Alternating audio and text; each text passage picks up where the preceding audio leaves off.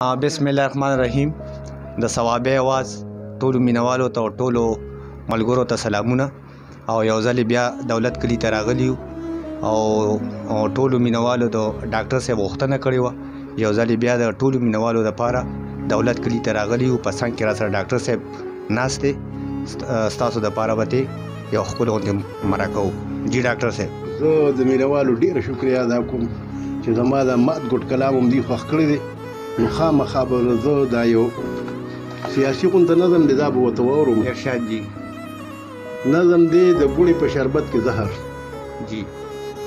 وی اور د چا په کور بلیږي ته د چا په تماشه یې، اور د چا په کور بلیږي ته د چا په تماشه یې، دا خو ستا په کور بلیږي ته زما په تماشه. ټول عالم پکې سوځېږي، هر سړی پکې راګیر دی، د یورپ په هوا سور دی، مسلمان ځکه دلګیر دی.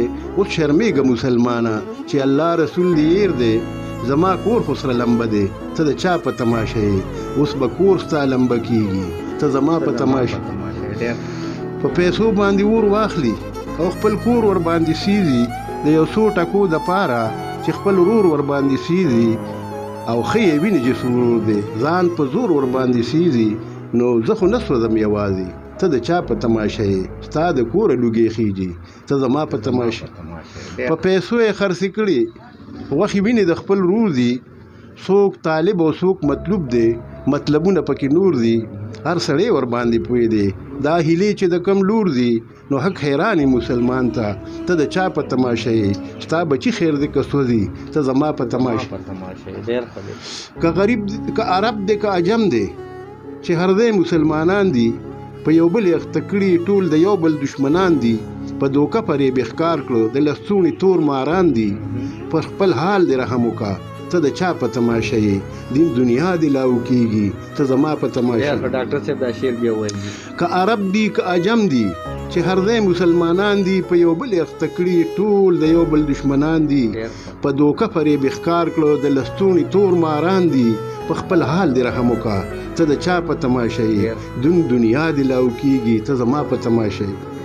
دا غماز د مینځه لړکه مسلمان را بیدار شه، په فریب کې راګیر شوي، خدای د پاره اوس هوښیار شه، د دشمن د یارانې نه لږ په ډډه او کنار شه، دولت پرې د اخوت کړه ته د چا په تماشه یې، خپل ملت دې تباه کېږي ته زما په تماشه یې. لکه سپي اخته کړي مونږ په غوښو د یو بل یو، د تینګ ټینګ په لوی سازش کې دشمنان مونږ د یو بل یو، د دوستۍ په بهانه مونږ نن د چا په لاس غوبل یو، ګریوان سیره که سوچ وکړه ته د چا په تماشه یې، ستا خپل کور خو تاله کېږي ته زما په تماشه یې. د ناشاد د کلم ژبه ولې نن خپه خپه ده، مسلمان دې سازش کې یوه لویه فلسفه ده چې لیکلې مې په حال ستا، داسې لږه شان صفه ده دا چلول دی مسلمانه ته د چا په تماشه یې، سفینه درنه ډوبېږي ته زما په تماشه یې. ډاکټر صاحب یو جهان منله، د بل پروګرام پورې راکې اجازت د لوی الله په امان.